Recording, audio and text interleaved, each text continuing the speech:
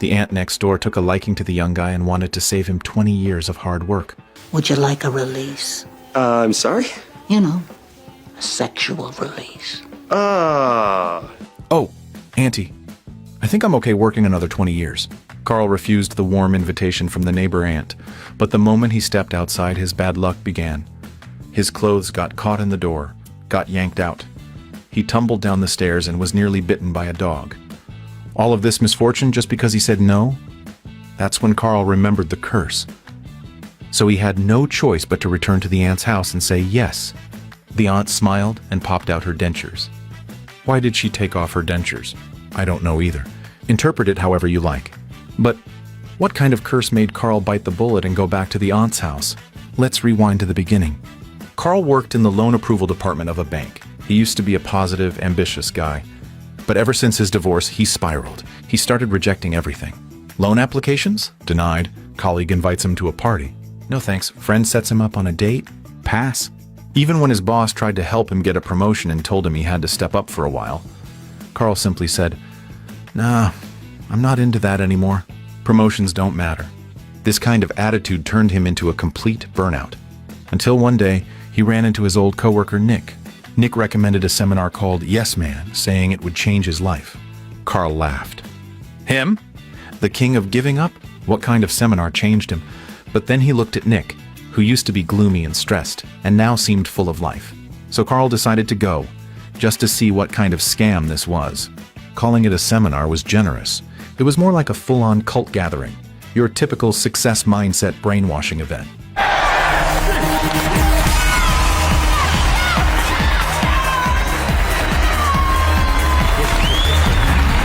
The motivational guru Terrence had one message. Learn to say yes to everything, because once you say yes to the world will say yes back. Everyone there was a veteran yes man, except for Carl, who was the only newbie. Terrence called him up on stage and told him to say a few words. Carl, out of habit, said no. The room gasped like he had committed a sin. In their world, saying no means the universe says no back, over and over again. Terrence kicked off his sandals, ran up to Carl, and gave him a serious stare down. Gotta admit, this Terrence guy had some skills. He looked Carl in the eye and called out his misfortunes one by one. You always make excuses. You're stuck in a dead-end job. You've lost your sense of life. You've lost love. And on most nights, you're so bored and filled with ennui, you can't even summon the enthusiasm necessary to masturbate.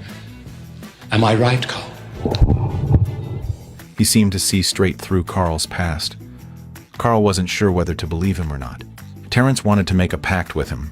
Say yes to everything, and all the good things in life will come your way. But the moment you say no, bad luck will follow. Caught up in the moment, Carl half-consciously agreed. Leave it! Yes! Yes! Yes!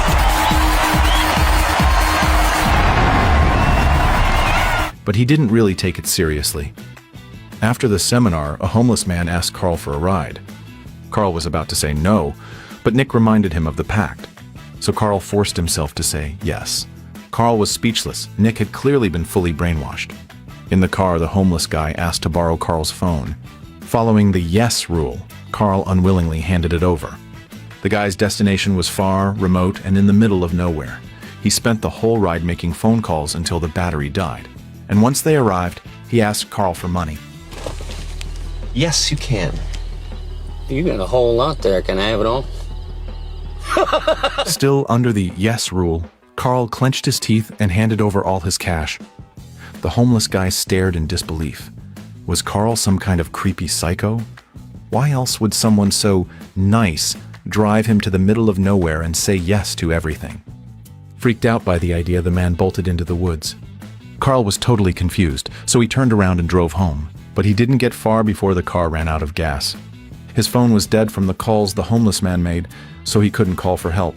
He had to walk several kilometers just to find a gas station. So much for saying yes, bringing good luck. What a joke. While he was filling up a gas can, a woman rode in on a motorcycle to refuel. After hearing what Carl had been through, she kindly offered him a ride. With Allison's help, Carl quickly returned to the outskirts and refueled his car. And this woman, well, she was something else. Whatever he needed, she was happy to help. So, are you okay? Yeah, I'm good. Unless you want to stick around and make out. What? What did you say?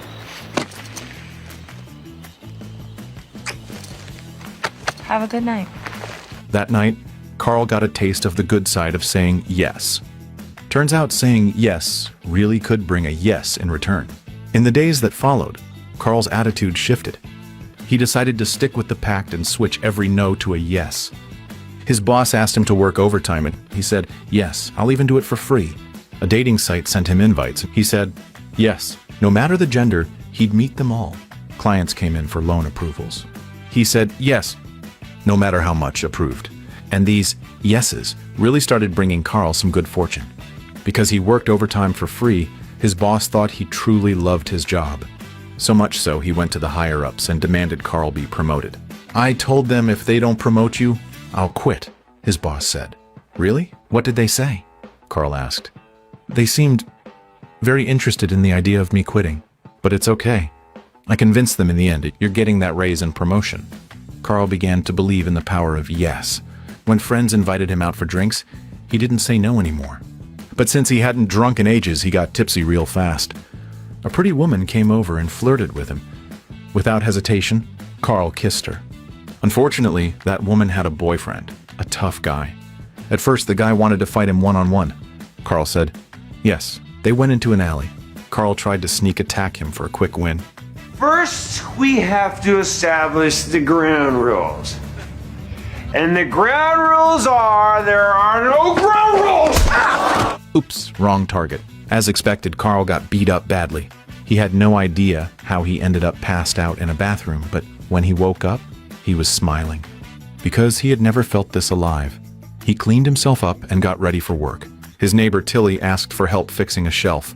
Carl cheerfully did the job, but just as he was about to leave, Tilly tried to repay him in a different way.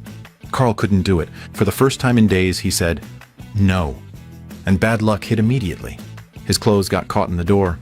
He fell down the stairs. Nearly got bitten by a dog. Carl remembered the curse from the pact and forced himself to go back and say yes to Tilly. And surprisingly, it wasn't as bad as he thought. After that, Carl never dared say no again. Even annoying door-to-door salespeople, he welcomed them all. Yeah! All right. Buttercup girls! Hey! It's really working! It's beautiful, man! Since he stopped saying no, Carl began to feel more excited about life. He wanted to experience more. He signed up for guitar lessons, hired a coach to learn how to fly a plane, even picked up a foreign language.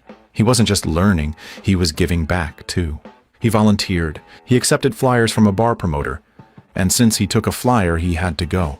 That night, he arrived at the bar and was shocked to see that the singer performing was Allison, the woman who had once given him a ride. Back then, he'd been too flustered to get her contact info. He'd been thinking about her ever since. He never expected to see her again like this. They chatted all night, hit it off right away. Allison invited Carl to go jogging with her the next morning at the park. Carl went home happy, excited for the meetup. But just as he fell asleep, his friend called. Yo, Carl, hitting the clubs? Got a case of Red Bull? Gonna pull an all-nighter. You down? Yeah. The next morning, Allison and her running group were already gathered at the park. After a whole night of drinking Red Bull, Carl was bursting with energy and seemed a bit wild. No one could outrun him. But it wasn't long before the energy crash hit. Carl collapsed on the road. Allison was super worried and took out her camera. After rehydrating, Carl finally came to. He thought he had blown it. No way Allison would want to be friends after this. But Allison was outgoing and disliked boring people. She actually found Carl interesting. That day, they officially became a couple. As they got to know each other better, Carl learned that Allison's dream was to hold her own concert. So he thought of a special place. With a little encouragement from Allison, Carl rode a motorcycle for the first time. They arrived outside a theater. It was locked, so they snuck in. Seeing the beautiful stage, Allison was overjoyed. They sat in the audience seats, pretending to enjoy a performance by Allison. It was a kind of romance neither of them had ever experienced. Just then the security guard appeared and they quickly ran away. The guard ordered Carl not to move and Carl couldn't refuse. Because Carl approved every loan application regardless of credit, word quickly spread about him. Soon, people were lining up around the block for microloans. One day, members of the board showed up, asking to see Carl by name. Normally, a loan officer approves about 40 loans every 2 months. But you've approved 561 loans, big and small.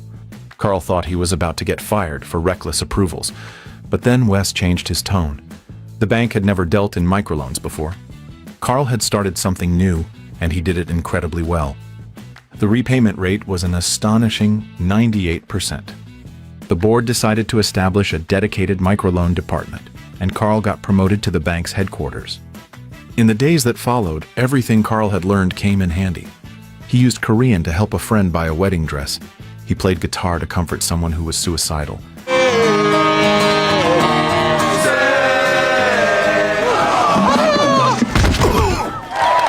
His relationship with Allison kept growing stronger. They started buying mystery plane tickets. Wherever the flight led, they went. They went to see a football championship game and even tried skeet shooting. I got it! I got it! Can I do it again? When caught in an unexpected downpour, Carl took off his clothes to shield Allison from the rain. Allison was so touched, she suggested they move in together. But at the airport on their way home, Carl was suddenly detained by FBI agents. Turns out Carl had once gone on a date with an Iranian woman he met through that dating site. She was now under investigation. He'd also approved a loan for a fertilizer company suspected of supplying bomb-making materials to terrorists. Foreign languages, flight training, traveling between states. It all sounded suspicious. "Which organization do you work for?" they asked. Carl found it ridiculous and tried explaining everything, but they didn't believe him.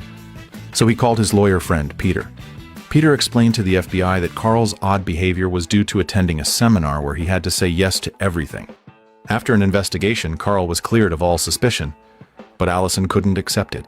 She felt that Carl's affection and promises were just because he couldn't say no. Allison broke up with him. Carl chased after her, trying to explain. Allison, please, can we talk for a second? Get away from me. Okay. He called Allison again and again, but she never picked up. Instead, his ex-wife Stephanie called. Stephanie had just gone through a breakup, and seeing how Carl had changed, she wanted to rekindle their relationship. As she started getting handsy, Carl pushed her away and mustered up the courage to say, I'm saying no. even though Carl had vowed to say yes to everything, this time he couldn't, because he truly loved Allison. And sure enough, the bad luck came back. When he took the elevator downstairs, it suddenly broke down. After narrowly reaching the ground floor, he was startled by a black cat. His car had also been towed due to illegal parking. Carl lost it completely. He stormed off to find Terrence and demanded the curse be lifted. Terrence panicked, slammed on the gas pedal, and then got into a car accident.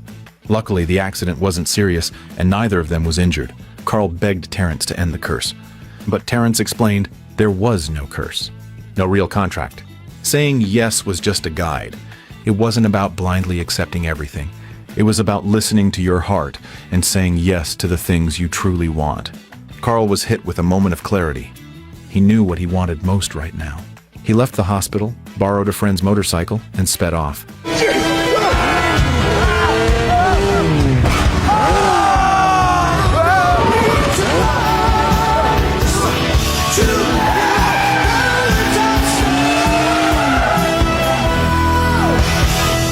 He found Allison and told her, "Yes, I've said a lot of yeses lately, but when I'm with you, every single yes comes from the heart." In the final scene of the movie, Carl and Allison are back together. They organized a huge clothing donation drive. And all those clothes? They came from Terrence's own yes man followers. Through his actions, Carl taught Terrence an important lesson, that saying yes unconditionally could easily be exploited by others. This is a lighthearted and lovable comedy film. Carl went from being passive and closed off to becoming open and full of life, and in the end, he gained everything. This transformation not only changed his own life, but also positively influenced everyone around him, spreading optimism. Yet, in the end, the movie also clarified an important point. You shouldn't blindly say yes to everything. Instead, face everything optimistically. Don't be a passive spectator in your life, but always know when to say yes and when to say no. This is a very light-hearted comedy with a deeper meaning, and the original film is definitely worth watching.